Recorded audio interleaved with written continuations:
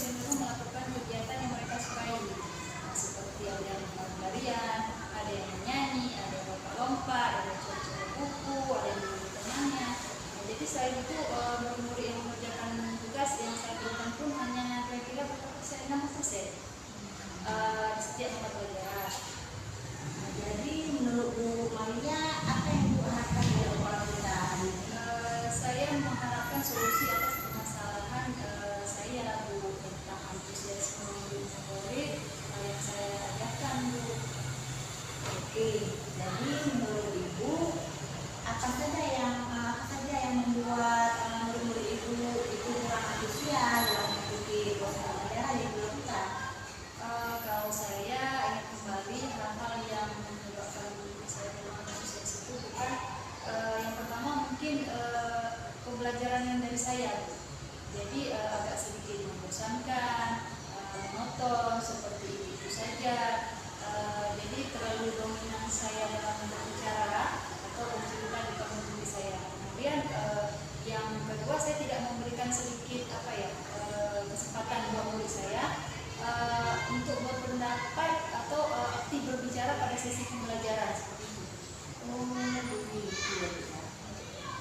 Kira-kira apa saja yang dapat Ibu lakukan agar membuat murid Ibu itu lebih antusias dalam mengikuti proses pembelajaran yang Ibu lakukan ini?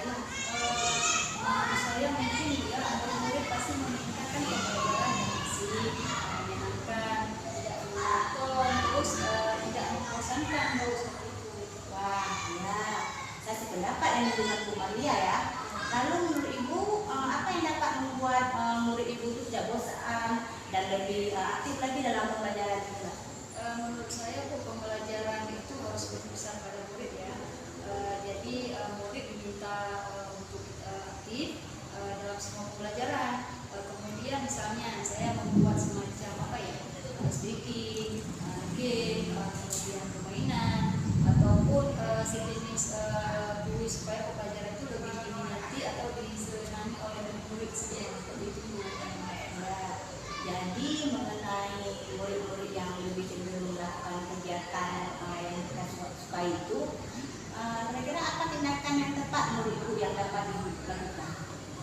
Menurut saya untuk mengatasi hal tersebut, saya dapat mengelompokkan murid ini beberapa kelompok menurut bakat dan minatnya. Jadi dari tindakan yang Ibu lakukan ini, apa saja yang dapat terjadi dalam kegiatan pembelajaran yang diperlukan? Sudah pastinya pembelajaran yang dapat berjalan dengan kondusif, kemudian bakat dan minat anak itu dapat tersalurkan dengan baik, kemudian lebih bersemangat dalam mengikuti proses belajar. Lalu mengenai tugas yang diberikan pada murid-murid, apa penyebab kurang antusiasnya anak-anak dalam mengumpulkan tugas? Mungkin seperti ini ya, terlalu banyak tugas yang diberikan, mungkin banyak yang berisi pertanyaan tanpa saya memberikan sumber belajar yang beragam dan mengasihkan. Ya, kalau saya boleh tahu nih Bu Maria ya, selama ini sumber belajar apa saja yang sudah Ibu lakukan di itu?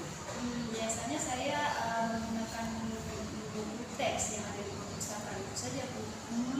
Jadi menurut Ibu tidak ada sumber lain selain buku teks?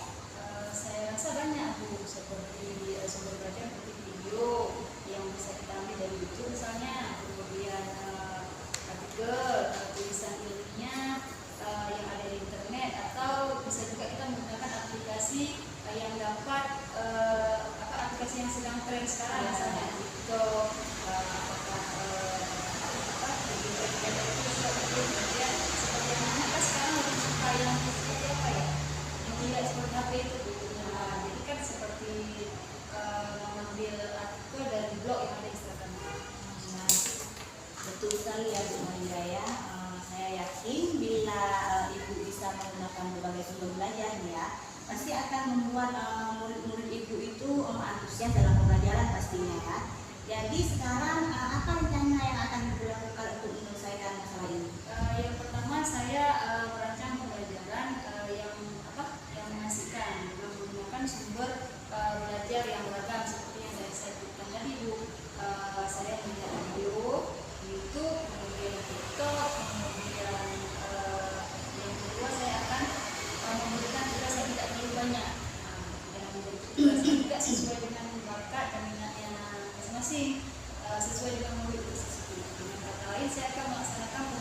pembelajaran seperti diferensiasi misalnya, yang ada yang dalam itu KSE, sehingga murid tidak terkesan membosankan ya, tapi dia menyenangkan dengan pembelajaran yang lebih bermakna dalam KSE. Kemudian jadi di sini murid kan tidak terkesan terpaksa ya dalam menggunakannya dalam mereka merasa senang mengerjakannya. Misalnya kita bisa bawa mereka dalam bentuk lagu, menonton video, kemudian puisi atau pantun, bahkan bahasa kata-kata yang menarik, jadi mereka mengertinya. Ya, bagus sekali ya Bu rencana Ibu. Mudah-mudahan berhasil ya Bu Maria ya. Jadi apa komitmen Ibu terhadap rencana tersebut?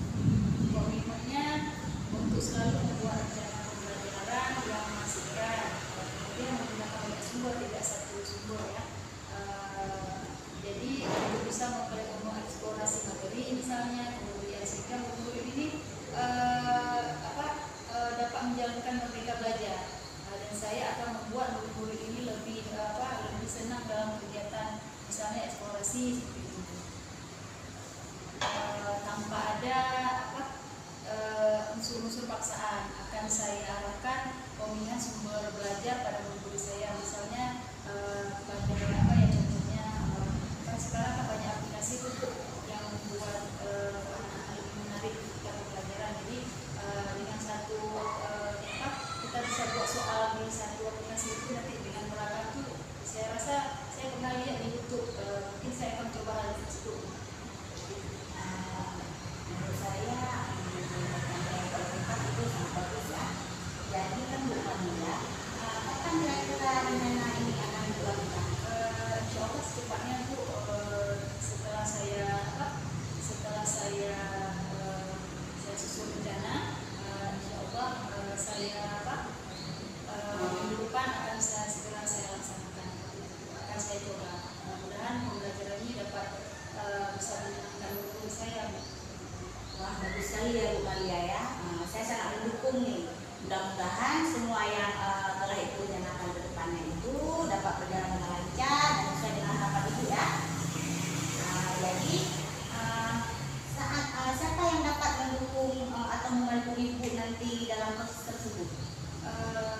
Yang dapat mendukung saat pelaksanaan proses pembelajaran nanti, yang pertama saya minta izin kepada kepala sekolah dengan meminta dukungan seperti sarana prasarana misalnya, kemudian dari bantuan rekan sejawat, kemudian dari saya pembelajaran, kemudian dari jadi di sini saya bersama teman-teman itu berkolaborasi ya, jadi saling memberi umpan balik refleksi tentang hasil pembelajaran yang sudah saya laksanakan.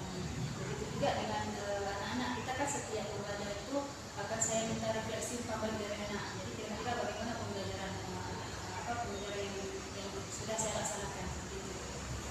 Saya rasa data itu kita sangat bagus sekali ya Bu. Semoga dapat berjalan sesuai dengan keinginan Ibu ya. Terima kasih banyak Bu atas waktu dan pemikiran yang telah diberikan. Semoga semua permasalahan yang saya hadapi dapat membantu saya menjadi orang yang lebih tangguh lagi dalam mendidik para generasi penerus bangsa. Terima kasih. Selamat ya Bu Maria.